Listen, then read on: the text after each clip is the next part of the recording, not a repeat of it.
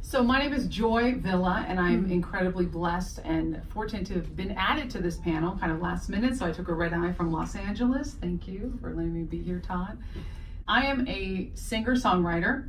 I hit #1 on iTunes and Amazon, #1 on Billboard in rock and alternative with my first independently produced album, I Make the Static. Some of you, thank you. Yeah, you can clap for that. A dream come true for an independent artist, for any artist.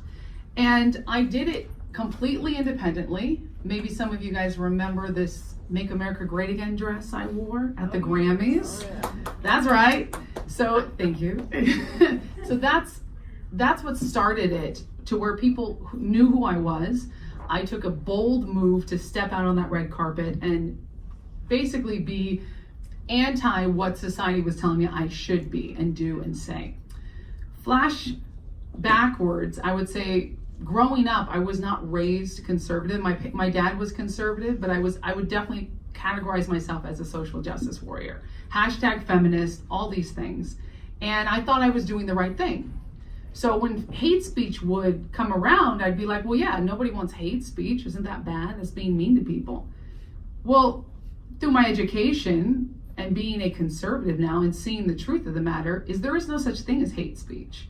Hate speech is free speech. Hate speech is speech you don't like. Hate speech is something you say to someone because you want to shut them down. Being on the flip side, now being a conservative, having voted for Trump, being very outspokenly pro-life, pro-Trump, pro-conservative values and self-respect and integrity, limited government. These things have garnered me fans, yes, but death threats, rape threats, tons of attacks. I mean, it's incredible the type of things people will say to you. I know what you look like. You don't know what I look like. I'm going to find you. Watch your back. These are threats from adults. These are threats from people of color. All liberals being called the N-word repeatedly by white liberals who say it's okay to say that. I'm canceled as a black person or as a Latina because I'm pro-Trump, because I'm conservative. Anybody doubts that there's a bias? I mean, does anybody doubt in this room that there is a bias towards conservatives on social media? No. How many of you guys have social media in this room? I mean, that's everybody. So social media is not something where we can say, well, just don't go on it. It is literally the town hall. It is literally something like getting power or water. That's how I see it as an independent businesswoman. I could not have made my #1 hit. I could not have hit #1 on the charts on Billboard independently without social media. How would people know how to find me? How would people know where to buy my stuff? So if I get taken off of Twitter, YouTube, or Instagram, I essentially, as an artist, do not exist. And this is why I'm so passionate to fight for freedom of speech and against censorship of big tech, censorship by the big tech companies.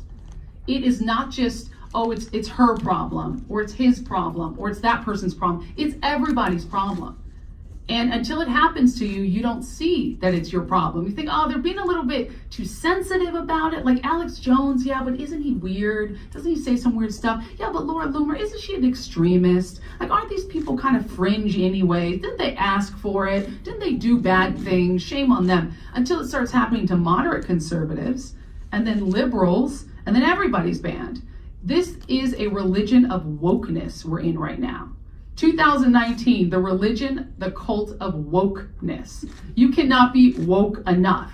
As many celebrities, no matter their protective bearing of being black or gay or Latin or white, they're still not allowed to host the Oscars because they did one tweet years ago, cracked one joke. So celebrities, even like Snoop Dogg, are coming on board and saying, wait a second, you ban Minister Louis Farrakhan, and that's someone he follows. He says, wait, if you're banning him, I'm not going to be on Twitter anymore. I'm not going to be on social media. So even some celebrities out there are starting to take notice. And I want to back what Ms. Medvin said. You have to support people you don't agree with. We have to support free speech for Nazis, for liberals, for Hillary Clinton, for anybody we disagree with, for prejudiced people, for religions that we disagree with. Because at the end of the day, if we are fully for free speech, for our constitutional right to speak up, and everybody deserves that, then we need to fight for the people we don't like. I'm going to broaden it a little bit to the Black population or my Black community.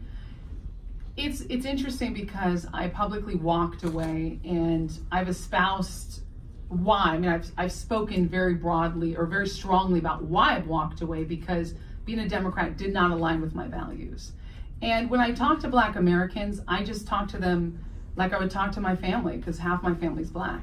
And I say, listen, are you really in favor of these taxes? Are you really in favor of paying for somebody else's, welfare when you can barely put food on your table? When you want to feed your own family, are you really in favor of having your religious freedoms taken away, of taking God out of schools? Are you really in favor of terminating life of a child? And they go, I'm really not. It's kind of, everybody has to find their own way, right, to do it. Like Laura does her branding. Everybody's going to do their thing. You wrote an amazing book about this. I wear dresses at award shows. And that's what I do. Just a couple weeks ago, I was at the Daytime Emmys, my first invite ever to the Daytime Emmys. And there was an Emmy Award winner. She has won 4 Emmys, and she was nominated for a 5th. And I know her, I'm not going to say who she is. She said, Joy, do not go political this time. I know you're an actress as well. You're trying to break into the Emmys. You will get blacklisted. Don't wear anything that's political. Just be normal. And I was like, I thought about it. I was like, should I? And I was like, that's not me though. What's the fun in that? And also, who am I fighting for? Just, take pictures of me, duck face, looking cute. That's meaningless to me. I can look cute all day long on Instagram, but when I'm in those award shows, I am there to be the representation for the millions of women who are pro-life. By the way, I wore a pro-life is pro-woman dress at the Daytime Emmys. The millions of men and women who are pro-life, thank you, who are pro-Trump, who are conservative, and who are just pro-thinking differently. We don't have to agree on the same things, but let's fight for each other. And that's my thing. I say, listen, you don't even have to agree with me, but be bold. So I wear dresses at Daytime Emmys, Grammys, different places. Laura goes out there with her phone and asks the hard questions, handcuffs herself to the big tech places. What can you do?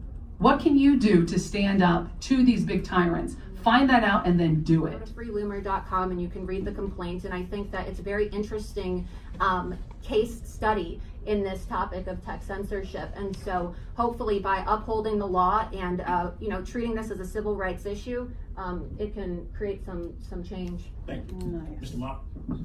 I defer to Mr. Dia again. All right.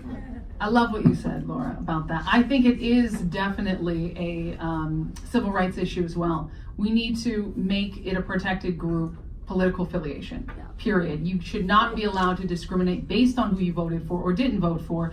You're not even supposed to disclose that. It's supposed to be a silent vote. No one's supposed to talk about that or care. But people get fired. In my business, I could be blacklisted. I actually am blacklisted from some groups.